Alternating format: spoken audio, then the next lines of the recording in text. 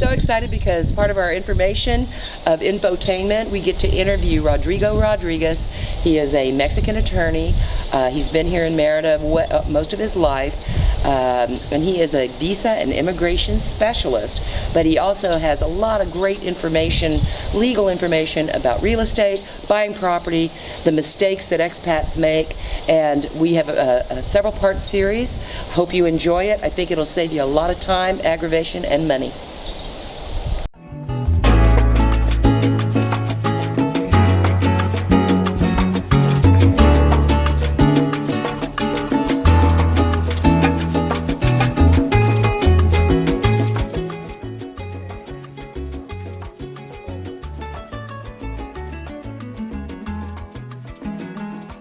From Mexico to the offices in the United States. 50% of the immigration law in Mexico, of the Immigration Act that was signed and decided by our Congress in 2011, hasn't been established yet. Oh, so it's all... It's in a process. 50% of the most of the important guidelines are not even in practice yet because the structure of immigration offices are not in place yet. No, for example, if you are a lawyer, there is a system of points. So if you are a practicing doctor or an architect from other country and you would like to get a visa through your expertise, the law allows you to ask for a visa to practice like freelance, but that is not even in place yet because the law allows it, but we don't have the structure to put it in practice yet. So it's every week there is something new. There is something that the Mexican government is able to do. So it's like a foundation, and we are building blocks of sections of the law until we have a new president who decides to change everything. Yes.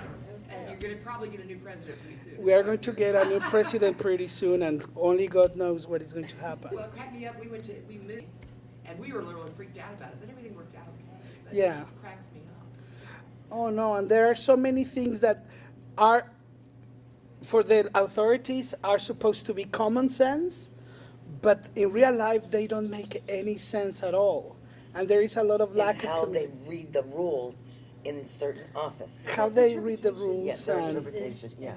and basically you face a terrible degree of training from the immigration officials.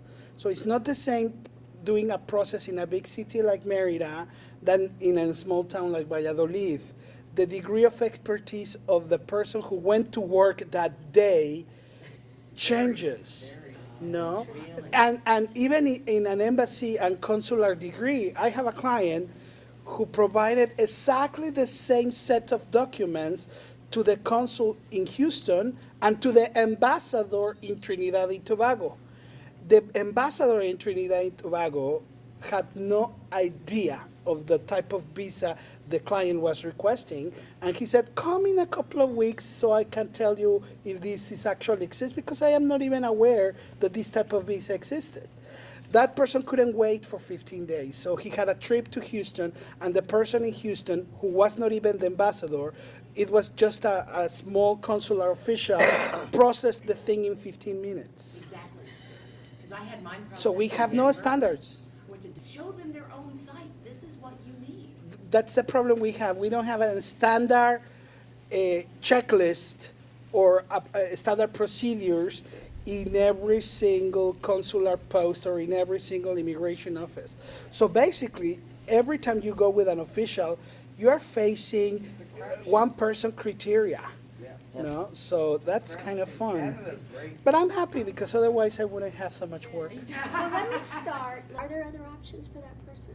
Well, becoming permanent residency, a permanent resident, is not only about money. There are other venues to obtain permanent residency. One of them, which is very easy, is to have a Mexican child. So if that person has a Mexican baby, you get permanent residency right away. Okay. Another way Not to an option. another way to obtain permanent residency is by time.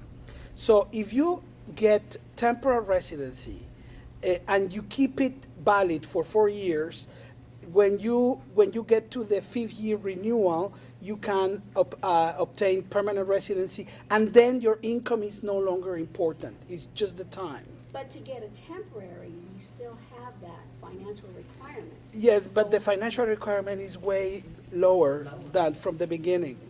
The temporary residency is about $1,200 a month, temporal.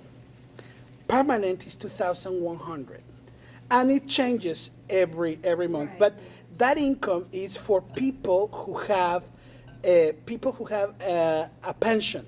Right. There are other ways to prove income, not through pension. For example, many expats have properties here. So if you demonstrate that you have a Mexican asset or investments that are close or higher than $130,000, if your house deed says that you have $130,000 property investment, you qualify immediately to permanent residency, despite your monthly income. The trick part here, and we go back to real estate, many sellers of homes do not register the real selling or the real value of the property, or probably the property was part of that money, and the rest of the value of the property was an additional investment that you made through a contractor. Let's say your house cost $50,000, and then you put $100,000 more in renovation. Those $100,000 more were not invested properly in order to have a tax report or a tax value. Why? Because you needed to have a special tax number which is called RFC, to buy every single penny you invested on your house. So usually what expats do, because they don't know, is just send the money to the contractor. The contractor gets facturas or labor without reporting that to the Mexican tax office. And when you finish, you can prove by transfers all the money that you invested on your house, but there are no legal report on that, so it's impossible to show the extent of the investment. And then the only way to do it is to have an appraisal, a formal appraisal of your home, which is very expensive. It costs about 2% of the total value of your property. Wow. So you have to spend 2% on a document to show that your house is worth certain amount of money in order to obtain a visa. It's probably too much hassle for that. yes. So you know? those are basically the only other option. But you said it was only 1,000? You said it was 1,200. Yes, $1,200. dollars. Right. Well, For the temporary. value is in pesos, calculated to the minimum wage. But because of the exchange rate and the monthly reports that the government establishes, sometimes it is growing time by time. But the latest is $1,200 at a 19 peso visa, 19 peso dollar exchange. So what would you do? I have requested to different consulates all over the world what the requirements, and basically they do not update the fee, and some of them are very low, some of them are very high, and some of them don't even know. So yes, so it basically depends on the decision. And now you also need to understand that there is a discretionality point in that interview, because it really depends on the rapport that you are having with the person who is interviewing you. And unfortunately, every single person in the consulate, it's a human being, and they hear every day about all this nasty wave of anti-Mexican feeling. No? So you don't know if that person received a nasty email that day or something, or that person wasn't in the mood. Of course, that's not professional. And I'm not saying that every single member of the consular body lets themselves influence to that, but this specific political environment that we're living is making the consular officials to be more careful in granting visas because basically we don't know where our Mexico-U.S. relationships are going to go. We are in a moment of totally decision. But you don't need to go to a U.S. consulate. You can go to a Canadian consulate or to the Belizean consulate.